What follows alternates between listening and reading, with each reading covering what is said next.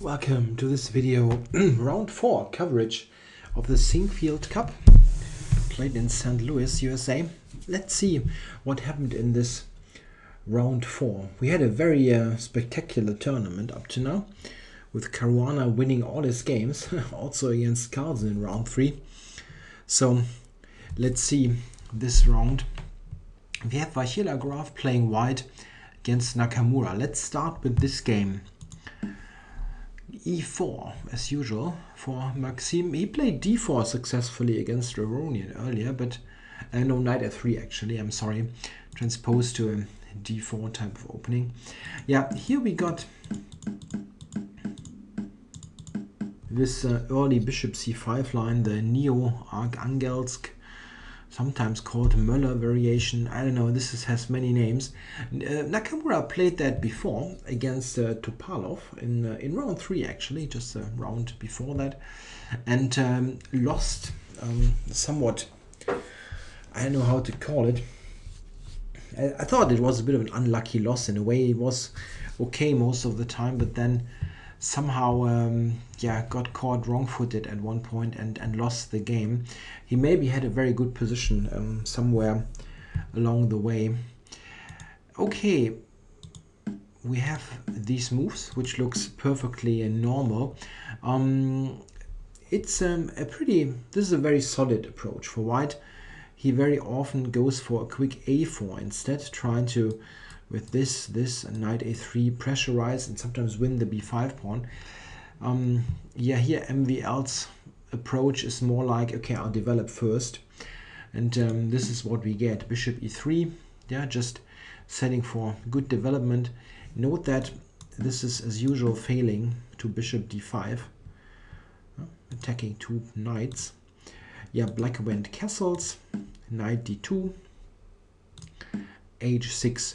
H6 is designed to prevent a possible bishop G5, but also maybe allow knight G4 without white being able to play bishop G5. This is also why he went H3 now, taking the square under control. So we have a very harmonious development on the white side, but black cannot complain as well. Bishop on B7 and B6 are actively placed, and you have a very typical maneuver to follow. We see this immediately. Rook E1, and now black is decides to take on D4. A decision not to be taken lightly, as you give up the center for the moment.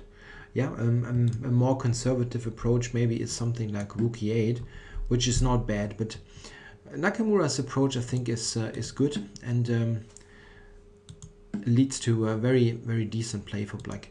Knight A5, this is the idea.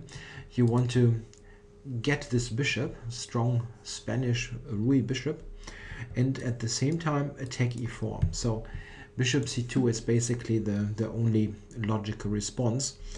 And now Nakamura plays Rook E8. Putting more pressure on E4. How should white protect this pawn?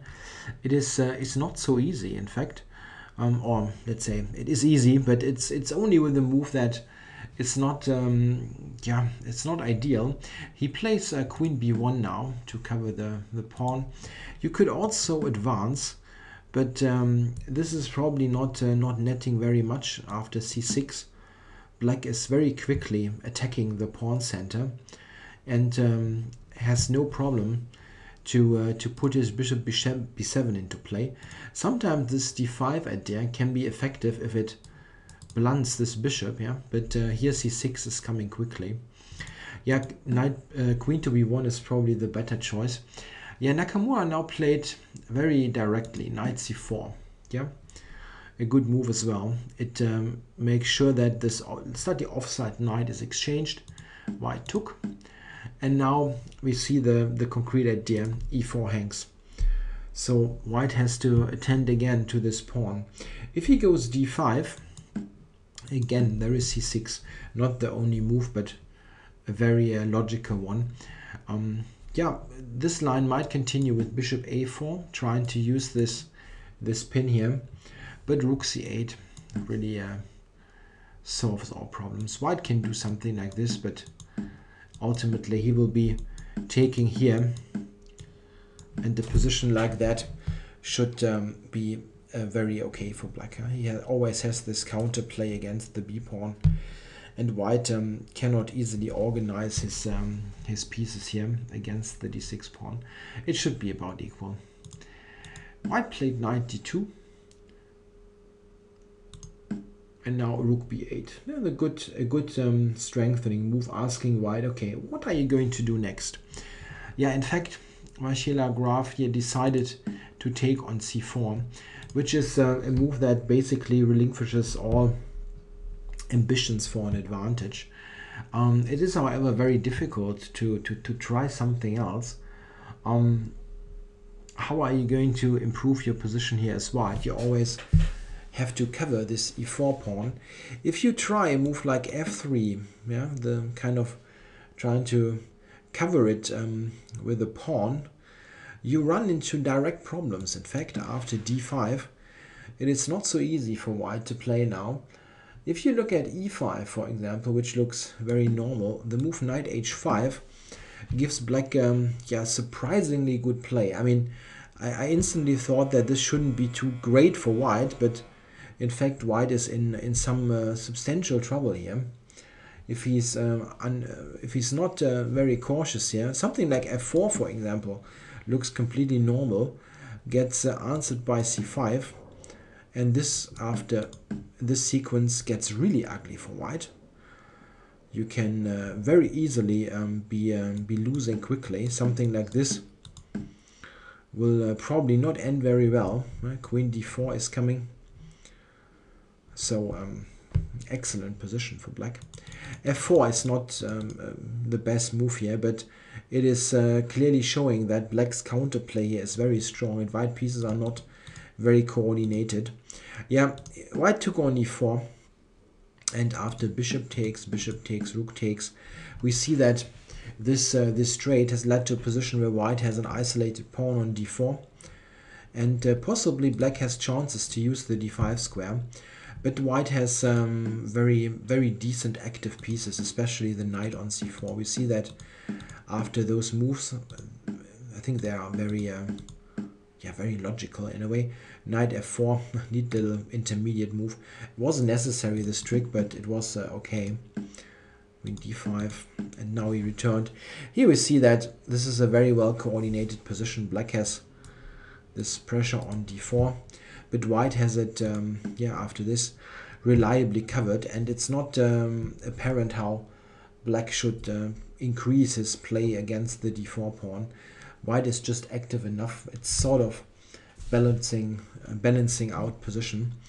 Black now went c5, trying to clarify the situation here immediately.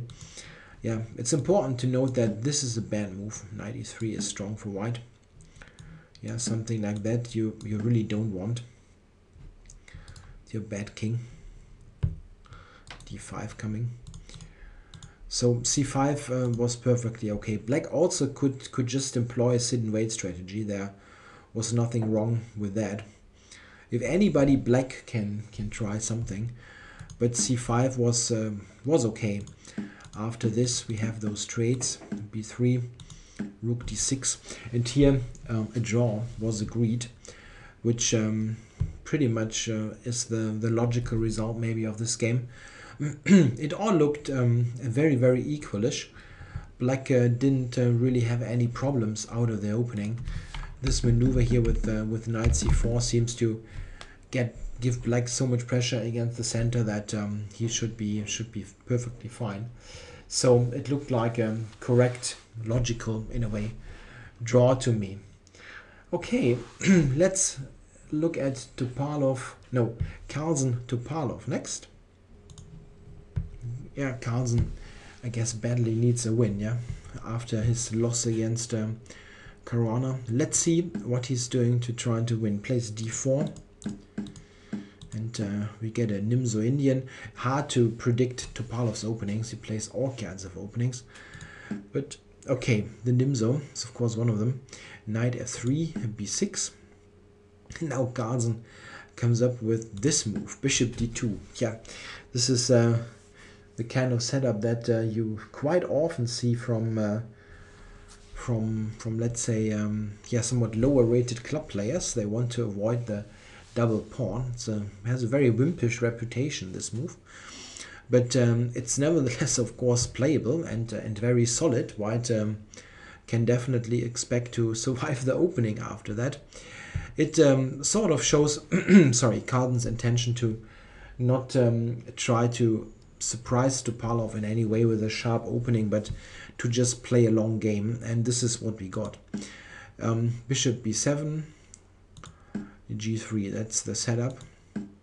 c5, that's a very typical reaction in this type of position. The idea is that c5 here, as black is pretty quick here on this long diagonal, basically forces white to take on c5. Yeah, something, I mean, this is simply blundering here on d4. Yeah, white might get it back with knight b5, but this is not very helpful. So white basically has to take, and now bishop takes. This structure is well known, of course.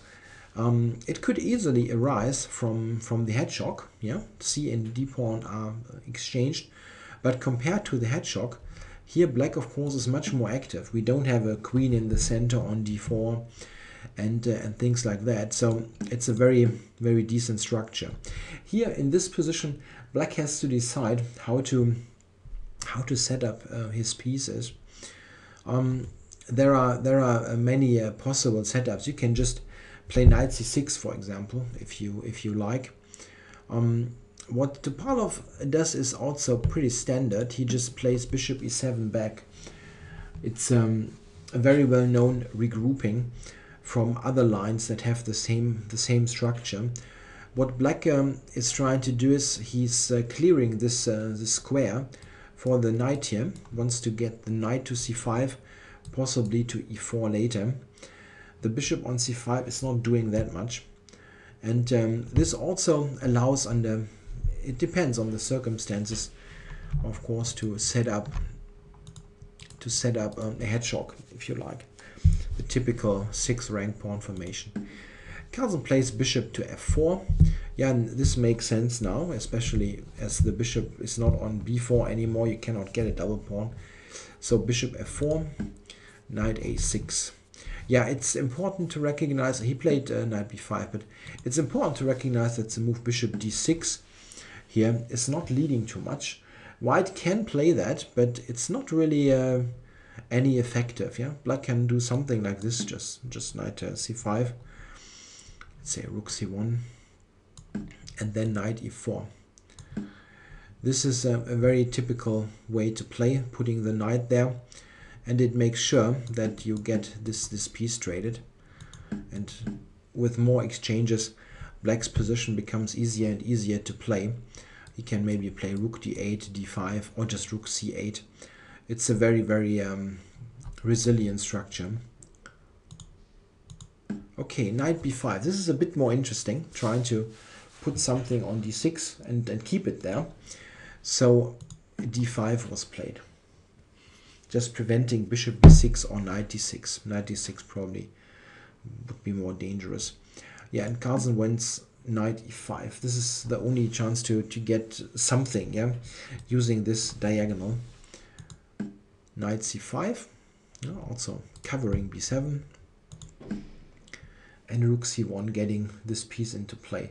Yeah, now we see an interesting sequence of moves. After a6, Carlsen just dropped back to c3 and temporarily gave up a pawn. D takes on b7, knight b7, and queen takes d8. Note that if he just takes here on c4, black can just play b5 and is perfectly okay. I mean, white has no big idea here. Can go knight d5 intending knight c6, but after rook c8, this is just securely covered, and here white has absolutely nothing.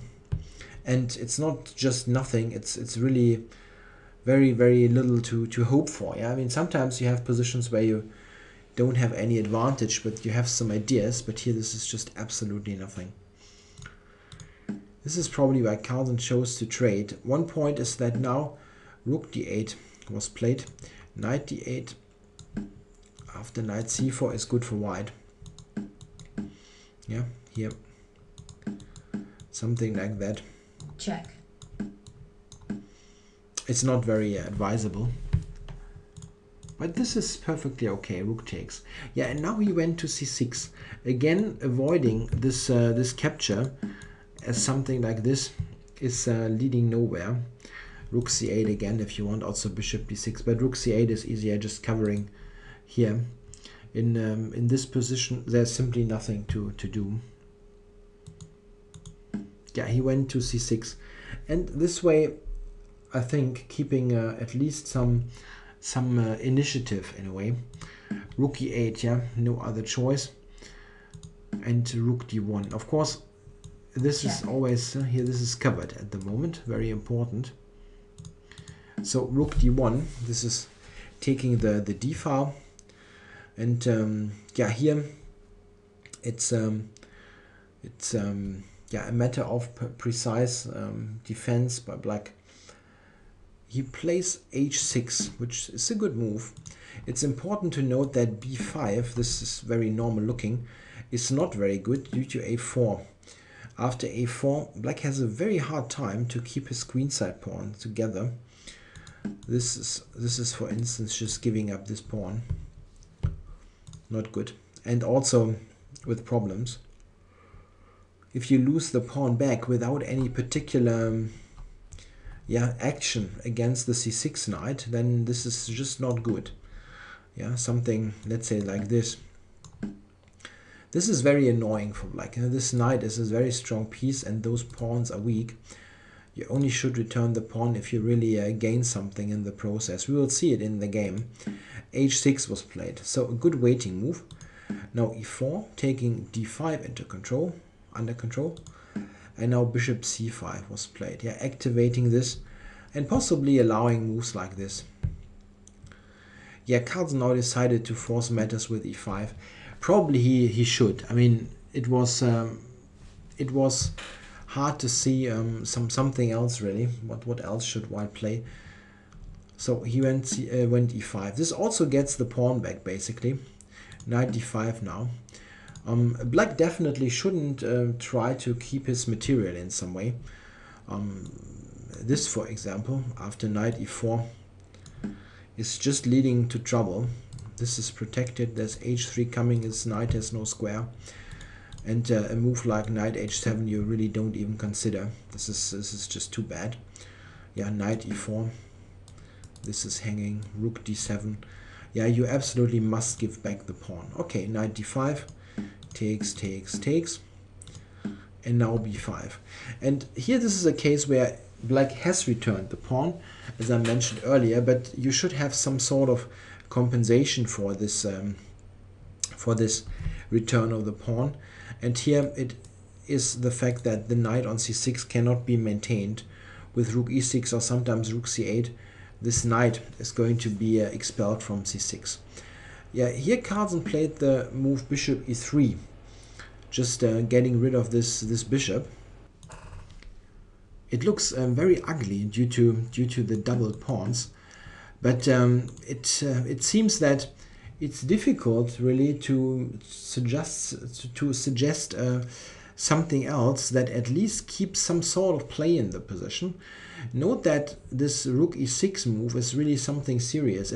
If white plays b3, for example, which looks normal, a move like, let's say, rook c8 or rook e6 is really coming. I mean, look like something like this, for example. Check. And black is starting to press on the queen side. He's got a pawn majority here, and those pieces are not helping very much. It's just one possible line. Also, there's also a rook e6 here. Something like that, for example, is also not very promising for white, to say the least. Yeah, this is probably the best move, just getting rid of this rid of this bishop. And white can still hope to get something simply because of his more active pieces, the knight on c6 and the rook here. A fianchettoed knight is very rarely a good piece, but it seems that it's still all in the balance. Rook e6 needs to go back, and b3. That's the point. White wants to open up the queen side, get in with his rooks. Yeah, but Topalov is playing a good defense here. Rook c8 covering this. Rook c5. That's a good move.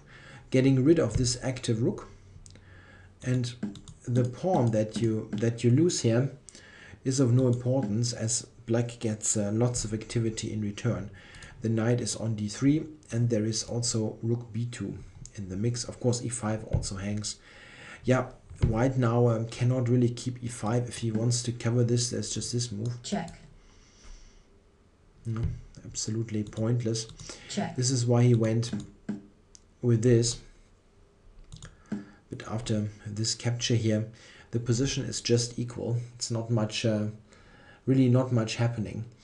The game, in fact, continued for a while and still had one interesting point. I don't want to get into detail with this portion of the game. Carlsen is really trying to press some water out of stone here, but as it happens, if you handle a stone with your hand, you might hurt yourself. And it got very, very close to white being in trouble. We see that later. Check. Go up to move 45. I just want to go there. Maybe there's with that little things along the way, but here in this position, it was interesting. Here it was black's move, and we see that white's maneuvers have led to a situation where the knight on b8 is somewhat stranded. Topalov now took on a5, after which rook check, and rook takes a6 led to this knight endgame, which is a total draw. So could he have played better? Yeah, he could have, but it probably would have ended in a draw anyway. Still, he should have tested Carlsen here much more. Rook c5 was a move that is very interesting, and this was also suggested after the game. Carlsen told Topalov that he could have played that, and Topalov reacted very surprised that he had not seen it or misevaluated it. I don't know. There was a funny picture there on Twitter. Okay, rook c5. Yeah, what's the idea? Yeah, the idea is, what should white do now? If you move the rook somehow, let's say here, yeah, just taking this and no problem whatsoever. Black is just the a pawn up and will play here and push the pawn. So white must exchange. There is nothing else. And after knight takes, you immediately see, oh wow, this knight is trapped. The funny thing is, however, it seems that white is just about holding a draw, but it's very close call. Yeah, white in fact can give this up and now go for counterplay with his king, and it seems really to be a draw. It's quite funny. For example, if we continue this line, king c6, king f4, king d5. And then let me look at my notes. Where is this? King d5. I think it's g5, right? Yeah, you go g5. Yeah, g5, intending to take on h6 and play king f5. And there is simply no win. It's quite amazing. Something like this might happen. Take, king f5. Yeah, and what is black's move now? No? So if you play something like this, there is absolutely no progress to be made. You can if you are totally off as black, you might even lose. But this is of course a draw. It is quite interesting that this is a draw. I didn't really find any win, and the engine is also just on 000. If you give it a bit of time. It's really remarkable, a piece down, but white is just quick enough to enter there. Black can also try to give up the e-pawn directly here. If you, I mean something like this is also possible to try, but it also seems to lead to a draw, quite amazingly. Yeah, something like this. The knight, it's well known that the knight is notoriously bad against a pawn here on the edge of the board, and this is one of those cases. It just seems to be a draw. Funny, but certainly what Topalov could have tried, rook c5. In addition, there is the move knight c5, which has somewhat of the same idea. It wants to cover a6 and make sure that this knight is not coming out. White, however, can play rook g8 back, and I don't really see if black can win here. It looks good for black, but how can he actually win? I have looked at it a bit with the engine, but it only gives lines that don't really make lots of sense to me, like this, for example. Knight b3, rook b3, and yeah, something like this is given by the engine, but this does really not make much sense. We just a shuffle. Probably it is really just a draw, probably, but Topalov could have tried with this. I mean, what he did was not putting white into any danger. By the way, one interesting point is that here, when Carlsen played king f2, king e2 was better. This is also the move that really got him into this trouble. After king f2, knight a6, it is important to note that now knight takes a6 is not good. Rook a5, knight b4, rook b5, and in this position you cannot retreat due to rook b2 and black wins the piece. If the king would have gone to e2, there would be king d2 now, which is not possible here. This is why king e2 was better. Not easy to see, of course. Yeah, well, in the game, we got to this mentioned knight endgame where they continued a bit, but there was simply nothing happening. It, in fact, continued to this position where there were no pawns left on the board. So it is really the draw of all draws. Yeah, I guess a pretty correct result. Maybe Topalov could have gotten somewhere on move 45, at least putting some pressure on white. But yeah, I guess a pretty correct draw. So let's look at Caruana Aronia next.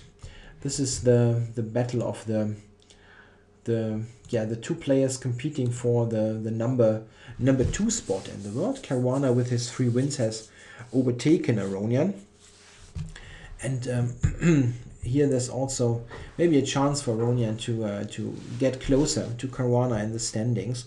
With 3 out of 3, he's hard to catch anyway. Yeah, e4, the normal move for Fabiano, and we have the Rui, as we have so often. Bishop e7. Yeah, Aronian is very often trying to reach the martial attack, his main weapon against e4. But nowadays, the marshal is not allowed so often. Caruana is in fact one of the players who sometimes allows the marshal and also has gotten in wins there. I think also against Aronian. But here he goes for d3, one of those d3 lines that are always available to white, trying to do sort of playing very subtle maneuvers, those little things that might lead to small edges if played correctly. This game is in fact a little bit of a mystery to me, but let's see what what happened. A3, yeah, normal, you want to avoid knight a5, getting your bishop exchanged. Here it goes, and Aronian plays bishop e6. Yeah, this kind of structure is well known. The precise position maybe not that much, but it's nothing spectacular. Black wants to get rid of the bishop. His, let's say, the price he pays for getting rid of the bishop is this pawn structure damage. B4, yeah, a good move. No? If black gets in c5 even and then knight c6, he has no problems at all. So you better push the knight back before c5 is possible. Bishop d2. Yeah, and now we come to a position where, I mean, I play e4, e5 as black, and I could easily have this position as black, and I always think, okay, what are you going to do to me here? How am I ever going to lose this as black? What's your idea anyway? I always have a hard time to really understand what white is doing here, but this probably only shows my limited understanding. Yeah, I think black is just okay. I mean, there shouldn't be anything bad happening to him. He played d5. Probably not a move that I personally would play. I'm making this comparison here, what I would play, because I could easily have the position. So I probably would keep the structure as it is for a while, but it's not a bad move, of course. Yeah, getting a little bit of activity in the center. It weakens a bit, e5, but yeah, shouldn't be a problem. In fact, look here. All this is probably about equal. Now Caruana finds a nice idea. Played knight to a2. I think this is not a new idea, but very nice one nevertheless. He recognizes correctly, of course, that the knight on c3 is not a great piece, and he intends to play this maneuver, knight going to b3. From there, controlling c5, maybe jumping to c5 in the right circumstances, also preventing a6, a5. So the knight on b3 is quite a good piece. Interesting maneuver. Knight d7, queen e2, and d4. Yeah, black decides to close the center. Yeah, it's a very committal decision, of course. You cannot take it back, but I don't see a reason to criticize this. I think black's what black did wrong, because he got in trouble later, is only coming. This all looks very normal. Yeah, white has completed his maneuver here to b3.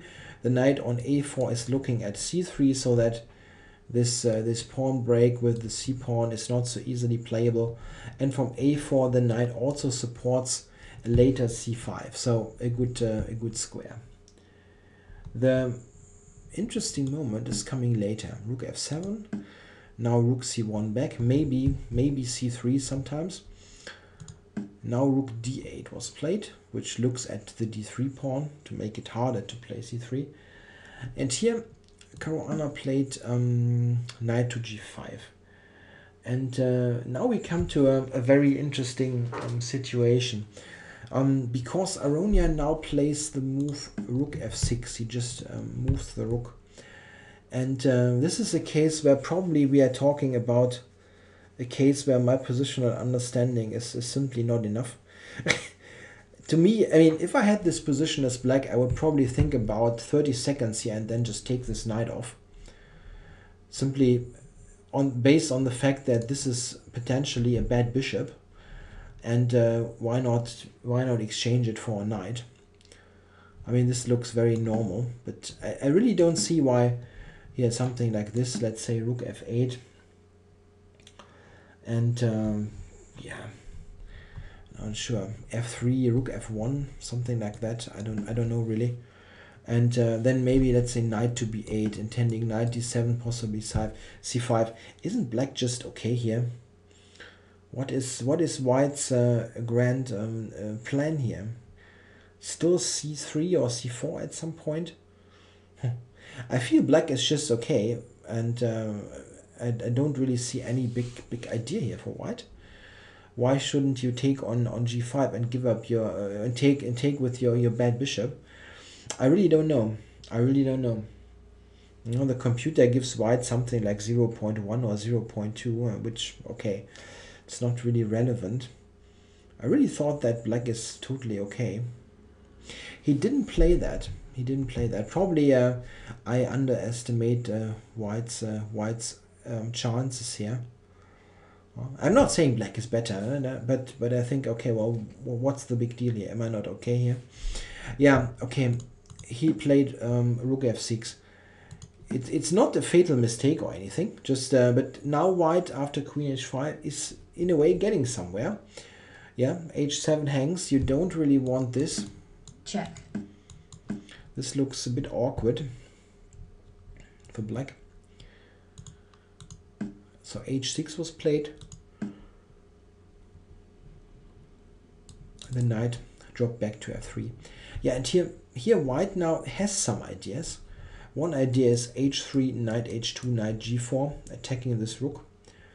And yeah, sometimes maybe even yeah, pawn moves, h4, h5, or g4, g5. Okay, g4, g5 is very tough to play, but yeah, this pawn on h6 gives white additional ideas, and the bishop on e7 is simply not a great piece, so I would have just taken it off. Rook f1, rook 8 to f7. Yeah, this is not a mistake probably, but it somehow goes into the wrong direction, it seems. This seems a bit better. Look at this. Here, after h3, there is this idea suddenly. Knight coming to g4, when the rook is trapped. Yeah, losing in exchange. And now black is forced to play some really ugly moves that he didn't want to play in the first place. This is one of them, g6. Yeah, maybe instead of bishop f8 he should have gone all the way back here.